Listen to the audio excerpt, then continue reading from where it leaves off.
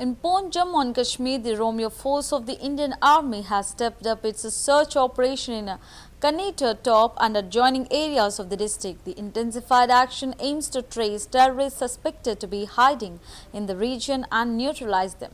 Security forces are conducting thorough combing operations across difficult terrain to ensure no infiltration or threat persists. The operation reflects the Army's continued focus on counter-terrorism measures in sensitive border districts, reinforcing its commitment to safeguarding local populations and maintaining peace in the region.